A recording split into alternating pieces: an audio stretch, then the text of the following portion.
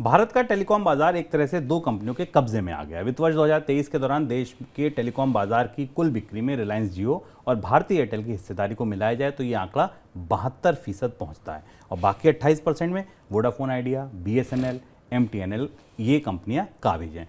वित्त वर्ष 2021-22 के दौरान भारती एयरटेल और जियो की हिस्सेदारी 70%, 19-20 में 60% हुआ करती थी। सर, जिसका डर था वो हो गया, बाजार फाइनली दो कंपनियों के हाथ में सिमट गया। इसके असर अब क्या दिख सकते हैं? इसके बहुआयामी असर हैं। शुभम, भारतीय टेलीकॉम बाजार चाहते ना चाहते तमाम बहसें करते, सवाल उठते, स्पष्ट रूप से डुओपोली हो गया। दो कंपनियों का बाजार में कब्जा हो गया।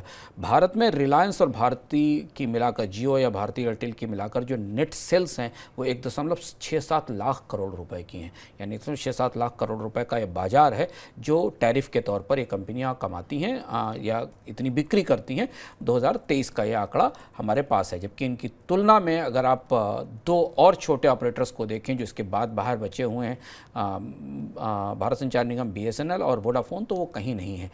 लगभग 75%, 72-73% बाजार अब इन दो कंपनियों के पास हो गया है।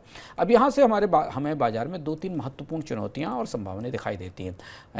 अर्थशास्त्र के पुराने सिद्धांतों में शुभम इसको इम्परफेक्ट मार्केट कहा जाता है। एक अर्थशास्त्री थी जॉन रॉबिन्सन, जिन्होंने ये थ्योरी भी दी थी, क्योंकि ऐसी स्थिति में जब किसी बड़े बाजार में दो कंपनियाँ होती हैं तो वो दोनों तरफ से, डिमांड की साइड से भी और सप्लाई की साइड से भी चीज़ों को कंट्रोल करती हैं, जिसमें मोनोपोली और मोनोस्पोली कहा जाता है। अब ये दोनों कंपनियाँ ये तय करेंगी कि आपको किस कीमत पर सेवा मिले और ये भी तय करेंगी कि लोगों को, जो इन कंपनियों में काम करने वाले, उन्हें कितनी तनख्वाह मिले, क्योंकि लेबर मार्केट भी इन्हीं के हाथ में है और कंज्यूमर मार्केट भी इनके हाथ में। और ये कंपनियां अब भारतीय बाजार में, जो कि एक पुराना मुहावरा है कॉर्पोरेट जगत में इस्तेमाल किया जाता है, टू बिग टू फेल, यानी इतनी बड़ी हो चुकी हैं कि इनको छोटा नहीं किया जा सकता।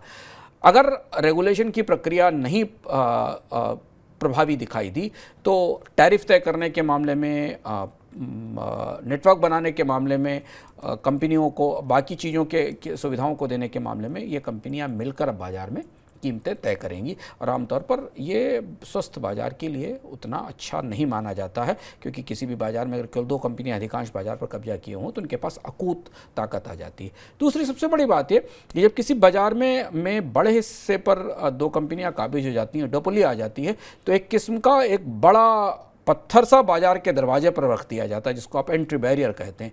फिर नई कंपनियों के लिए बाजार में आना बेहद मुश्किल है, संभव सा हो जाता है। अब आप यहाँ इमेजिन नहीं कर सकते कि भारत के टेलीकॉम बाजार में कोई नई कंपनी आकर इतना बड़ा निवेश करेगी, नेटवर्क बनाएगी और भारतीय बाजार में प्रतिस्पर्धा देने की कोशिश करेगी। और अब हम उस स्थिति में पहुँच गए हैं जो भारत का जो सबसे क्रांतिकारी बाजार था, वो सिमटते सिमटते अब परफेक्ट डुओपोली, जिसको आप कह सकते हैं वास्तविक डुओपोली में बदल गया।